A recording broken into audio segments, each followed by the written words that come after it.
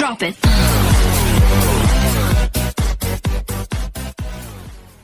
Assalamualaikum warahmatullahi wabarakatuh. Saya Nabila Putri dari Prodi Psikologi A akan menjelaskan tentang iman, ilmu, dan amal. Sekarang iman. Apa sih iman itu? Iman adalah kepercayaan atau keyakinan. Menurut bahasa, iman adalah pembenaran dalam hati. Sedangkan menurut istilah, iman adalah membenarkan dengan hati, membenarkan dengan lisan, dan mengamalkan dengan anggota tubuh. Yang telah dijelaskan dalam Quran Surah Al-Baqarah ayat 136 yang artinya, katakanlah hai orang-orang mukmin, kami beriman kepada Allah dan apa yang diturunkan kepada kami dan apa yang diturunkan kepada Ibrahim, Ismail, Ishak, Yakub, dan anak cucunya, dan apa yang diberikan kepada Musa dan Isa, serta apa yang diberikan kepada nabi-nabi dari Tuhannya. Kami tidak membeda-bedakan seorang pun di antara mereka, dan kami hanya tunduk dan patuh kepadanya. Rukun iman. Iman yang pertama adalah iman kepada Allah, iman kepada malaikat Allah, iman kepada kitab Allah, iman kepada Rasul Allah, iman kepada hari kiamat, dan iman kepada qada dan qadar atau takdir Allah. Nah, yang pertama adalah iman kepada Allah. Apa sih itu artinya iman kepada Allah? Iman kepada Allah artinya adalah membenarkan dengan hati bahwa Allah ada dengan segala sifat keagungan dan kesempurnaannya. Kemudian diakui dengan lisan dan dibuktikan dengan amal perbuatan di dunia nyata. Seperti yang telah dijelaskan dalam Quran Surah Al-Baqarah ayat 163 yang artinya, dan Tuhanmu itu Tuhan yang Maha Esa. Tidak ada Tuhan selain Dia yang Maha Pemurah dan Maha Penyayang. Fungsi iman kepada Allah. Yang pertama, menambah keyakinan. Yang kedua, menambah ketaatan. Yang ketiga, menenteramkan hati. Yang keempat, dapat menyelamatkan hidup di dunia maupun di akhirat. Yang kelima, mendatangkan keuntungan dan kebahagiaan hidup. 1. Menambah keyakinan. Kita tahu bahwa Allah Subhanahu wa Ta'ala lah yang telah menciptakan segala sesuatu dan membuat kita masih hidup sampai sekarang ini. Jadi kita harus semakin yakin dan bersyukur kepada Allah Subhanahu wa Ta'ala. Yang kedua, menambah ketaatan. Dengan beriman kepada Allah dapat menjadikan acuan untuk taat menjalani perintahnya dan menjauhi larangannya, sehingga hati kita akan menjadi tentram dan selalu ingat kepada Allah. Menentramkan hati. Seperti yang telah dijelaskan dalam Quran Surah Ar-Ra'd ayat 23 dijelaskan bahwa orang-orang beriman selalu mengingat Allah Subhanahu wa Ta'ala dan membuat mereka tentram karenanya. Dapat menyelamatkan hidup manusia di dunia maupun di akhirat. Dalam Quran Surah Al-Mu'min Allah berfirman, sesungguhnya kami menolong rasul-rasul kami dan orang-orang yang beriman dalam kehidupan di dunia dan pada berdirinya saksi-saksi di hari kiamat, mendatangkan keuntungan dan kebahagiaan hidup. Manusia yang beriman kepada Allah, hati mereka menjadi tentram. Hidup pastinya akan lebih bahagia dan permasalahan menjadi lebih mudah diselesaikan karena Allah akan membantunya. Berikut adalah contoh dari perilaku iman kepada Allah. Yang pertama, mendirikan sholat. Kedua, menafkahkan sebagian rezeki. Yang ketiga, beriman kepada Allah. Yang keempat, menafkahkan sebagian hartanya, baik di saat waktu lapang atau waktu sempit. Yang kelima, selalu berbuat kebajikan. Yang keenam, mampu menahan amarah. Yang ketujuh, mampu memaafkan kesalahan orang lain. Yang kedelapan, melaksanakan perintah Allah dari segi ibadah. Yang kesembilan, berhenti dari perbuatan keji dan tidak mengulanginya lagi atau tobatan nasuha. Yang ke-10, mempercayai dengan benar rukun iman. Yang kedua, iman kepada malaikat Allah. Mengimani adanya malaikat sebagai makhluk ciptaan Allah Subhanahu wa Ta'ala beserta amalan dan tugas yang diberikan Allah kepada para malaikat. Malaikat diciptakan oleh Allah Subhanahu wa Ta'ala dari nur atau cahaya. Nama-nama malaikat. Yang pertama, malaikat Jibril, Mikael, Rokib, Atid, Munkar, Nankir, Israel, Israfil, Malik, Ridwan. Yang ketiga adalah iman kepada kitab-kitab Allah. Mengimani bahwa kitab suci yang diturunkan oleh Allah Subhanahu wa taala. Mengimani bahwa seluruh kitab Allah adalah kalam, ucapan yang merupakan sifat Allah. Ada 4 kitab yang telah diturunkan Allah Subhanahu wa taala kepada para nabi dan rasulnya. Yang pertama, kitab Taurat diturunkan kepada Nabi Musa, kitab Zabur diturunkan kepada Nabi Daud, kitab Injil diturunkan kepada Nabi Isa, dan kitab Al-Quran diturunkan kepada Nabi Muhammad SAW. Umat muslim wajib mengimani bahwa Al-Quran adalah pelengkap dari kitab-kitab sebelumnya yang telah diturunkan oleh Allah Subhanahu wa taala kepada para nabi dan rasulnya, yang telah dijelaskan dalam Quran surah An-Nisa ayat 136 yang artinya, wahai orang-orang yang beriman, tetaplah beriman kepada Allah dan rasulnya dan kepada kitab yang Allah turunkan kepada rasulnya serta kitab yang Allah turunkan sebelumnya. Barang siapa yang kafir kepada Allah, malaikat-malaikatnya, kitab-kitabnya, rasul-rasulnya, dan hari kemudian, maka sesungguhnya orang itu adalah orang yang sesat sejauh-jauhnya. Yang keempat, iman kepada Rasulullah. Mengimani bahwa ada di antara laki-laki dari kalangan manusia yang Allah Ta'ala pilih sebagai perantara antara dirinya dengan para makhluknya. Akan tetapi mereka semua tetaplah merupakan manusia biasa yang sama sekali tidak mempunyai sifat-sifat dan hak-hak ketuhanan. Karenanya, menyembah para nabi dan rasul adalah kebatilan yang nyata. Wajib mengimani bahwa semua wahyu kepada nabi dan rasul itu adalah benar dan bersumber dari Allah Ta'ala. Juga wajib mengakui setiap nabi dan rasulnya yang kita ketahui namanya dan juga tidak kita ketahui namanya. Yang kelima, iman kepada hari akhir. Mengimani tanda-tanda hari kiamat, mengimani hari kebangkitan di padang mahsyar, hingga berakhirnya di surga dan di neraka. Allah Subhanahu wa taala berfirman dalam Quran surah Al-A'raf ayat 187 yang artinya, mereka menanyakan kepadamu tentang hari kiamat, kapan terjadi? Katakanlah, sesungguhnya pengetahuan tentang hari kiamat itu ada pada Tuhanku. Tidak ada satupun yang dapat menjelaskan waktu terjadinya selain Dia. Kiamat itu sangat berat huru-haranya bagi makhluk yang di langit dan di bumi, tidak akan datang kepadamu kecuali secara tiba-tiba. Mereka bertanya kepadamu seakan-akan engkau mengetahuinya. Katakanlah, sesungguhnya pengetahuan tentang hari kiamat ada pada Allah, tetapi kebanyakan manusia tidak mengetahuinya. Iman kepada qada dan qadar atau iman kepada takdir Allah. Mengimani kejadian yang baik maupun yang buruk, semua itu atas izin Allah Subhanahu wa taala. Karena seluruh makhluk tanpa terkecuali zat dan sifat mereka, demikian pula perbuatan mereka melalui kehendak ilahi. Hal-hal yang dapat membatalkan iman. 1. Sombong serta menolak beribadah kepada Allah.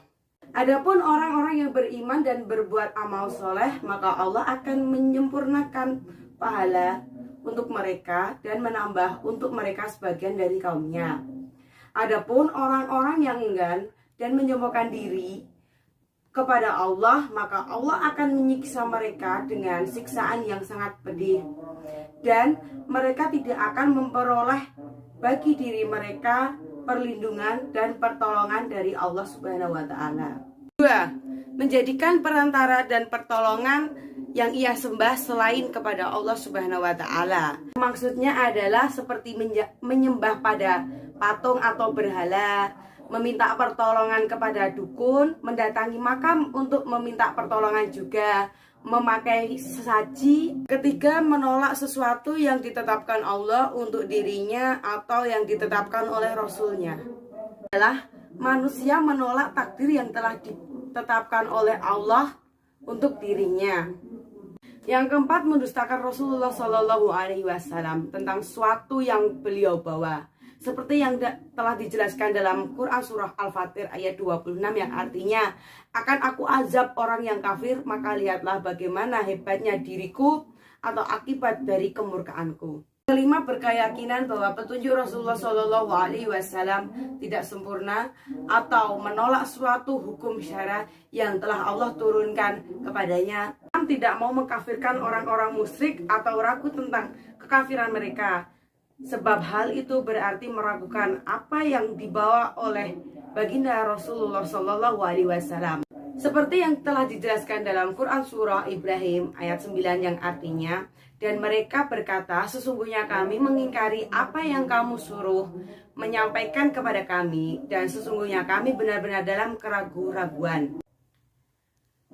Yang kedelapan yaitu mengolok-olok atau menjelek-jelekan Allah Subhanahu wa Ta'ala atau Al-Quran atau agama Islam.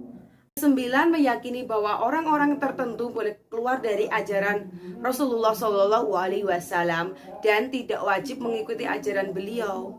Nah, itu maksudnya di dalam Quran surah Al-Maidah ayat 3, Allah telah meridhoi agama Islam sebagai agama yang sempurna dan memberikan kenikmatan yang cukup. Yang ke-10 adalah berpaling dari agama Allah, tidak mau mempelajarinya serta tidak mau mengamalkannya.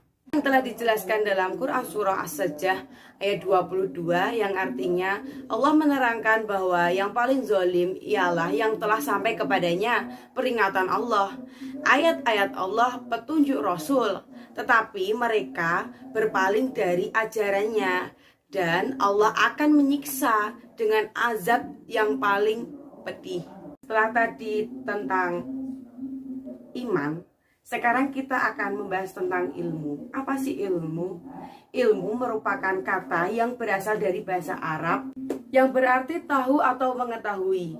Ilmu adalah pengetahuan tentang suatu bidang yang disusun secara bersistem menurut metode-metode tertentu yang dapat digunakan untuk menerangkan gejala-gejala tertentu di bidang pengetahuan. Itu menurut Kamus Besar Bahasa Indonesia. Adapun dalil yang menjelaskan tentang ini yaitu pada Quran surah Al-Mujadalah ayat 11 yang artinya, wahai orang-orang yang beriman, apabila dikatakan kepadamu, berilah kelapangan di dalam majelis-majelis, maka lapangkanlah, niscaya Allah akan memberi kelapangan untukmu. Dan apabila dikatakan berdirilah kamu, maka berdirilah, niscaya Allah akan mengangkat derajat orang-orang yang beriman di antaramu dan orang-orang yang diberi ilmu beberapa derajat. Dan Allah maha teliti apa yang kamu kerjakan. Dan adapun hadis juga yang telah menerangkan tentang ilmu, yaitu hadis riwayat Bukhari wa Muslim yang berisi, carilah ilmu walaupun sampai ke negeri Cina, karena sesungguhnya menurut ilmu itu wajib bagi setiap muslim. Salah satu ciri yang membedakan Islam dengan yang lainnya adalah penekanannya terhadap masalah ilmu, sains, Al-Quran, dan As-Sunnah. Mengajak kaum muslim untuk mencari dan mendapatkan ilmu dan kearifan, serta menetapkan orang-orang yang berpengetahuan pada derajat yang tinggi. Tadi iman, ilmu, dan sekarang adalah amal. Secara bahasa, amal berasal dari bahasa Arab yang berarti perbuatan atau tindakan. Sedangkan soleh berarti baik atau yang patut. Menurut istilah, amal soleh ialah perbuatan baik yang memberikan manfaat kepada pelakunya di dunia dan dibalas dengan pahala yang berlipat di akhirat nanti.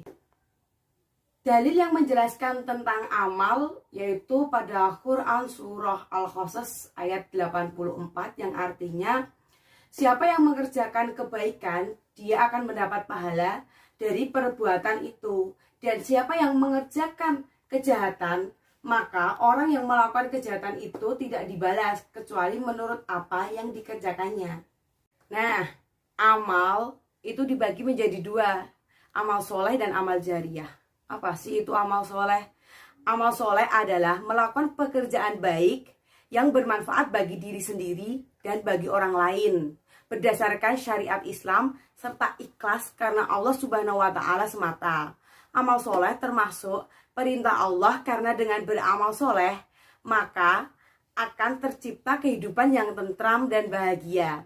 Amal soleh adalah perbuatan atau sikap yang harus dimiliki oleh setiap muslim, sebab orang yang amal soleh akan menjadi penghuni surga, kekal di dalamnya kelak. Seperti yang telah dijelaskan dalam Quran surah Al-Baqarah ayat 82, yang artinya, dan orang-orang yang beriman dan beramal soleh, mereka itu penghuni surga, mereka kekal di dalamnya. Amalan-amalan soleh yang harus dimiliki oleh manusia yaitu bertakwa kepada Allah Subhanahu wa Ta'ala. Bertakwa adalah menjalankan semua perintahnya dan menjauhi segala larangannya. Adapun ciri-ciri orang yang bertakwa: 1. Menjalankan amal ibadah dengan baik seperti sholat, puasa, zakat, dan zikir.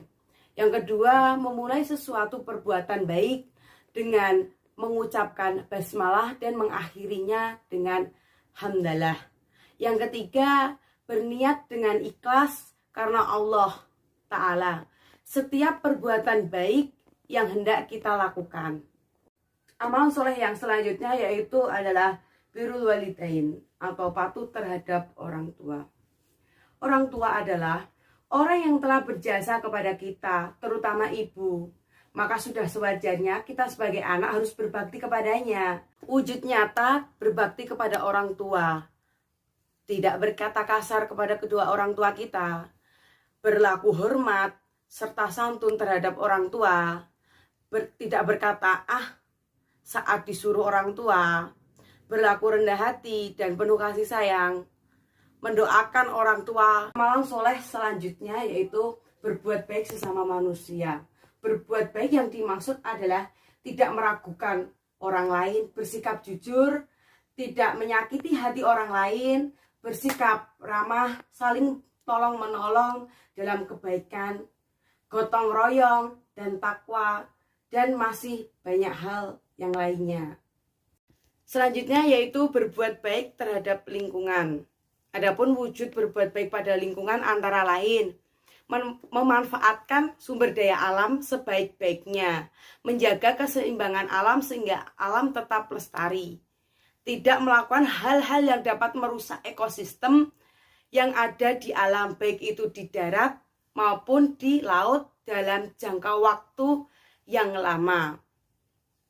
Nah, selanjutnya yaitu amal soleh terhadap diri sendiri. Misalnya yaitu beribadah dan beramal soleh kepada Allah Subhanahu wa Ta'ala.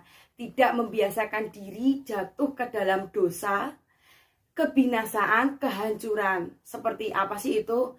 Judi, zina, mencuri, memakai narkoba, merokok, merampok, dan lain-lainnya. Masih banyak hal yang lain.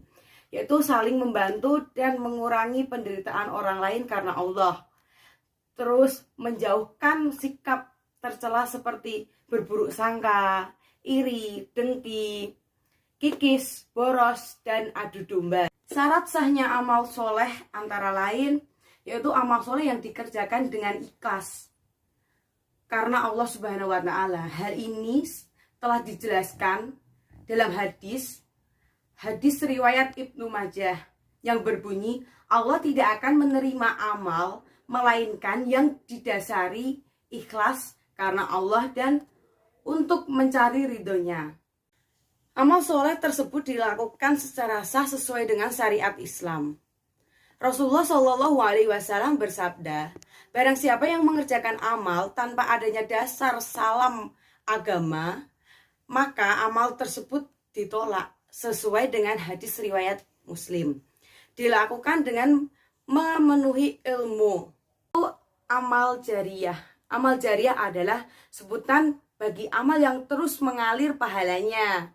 Walaupun orang yang telah melakukan amal tersebut sudah meninggal dunia, amalan tersebut terus mengalir pahalanya yang terus mengalir kepadanya. Hurairah radhiyallahu anhu, ia berkata bahwa Rasulullah Shallallahu Alaihi Wasallam bersabda, jika manusia mati maka terputuslah amalan tersebut kecuali 3 perkara.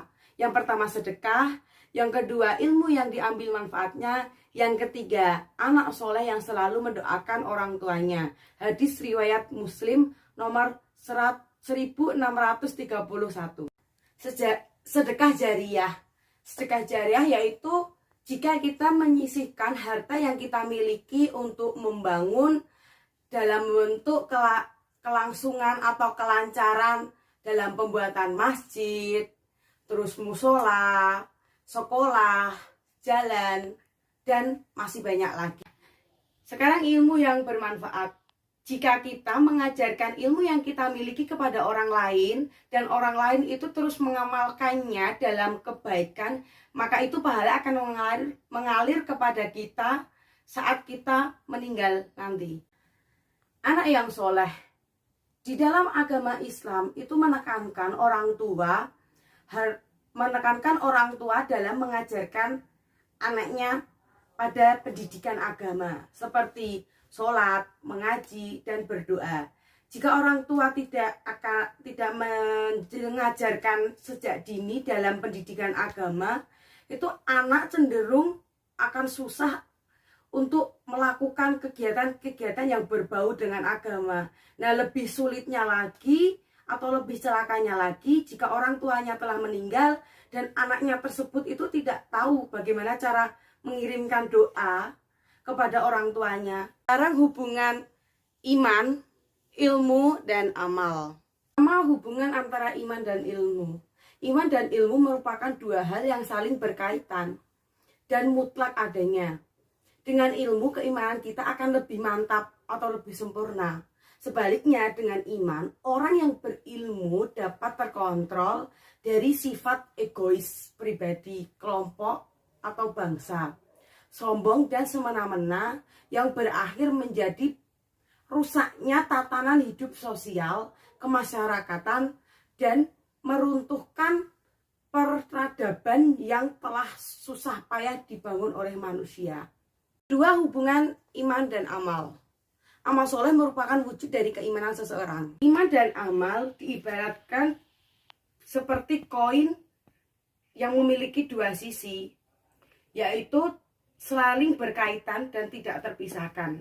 Apabila amal atau iman tanpa amal soleh itu bagaikan pohon tanpa buah.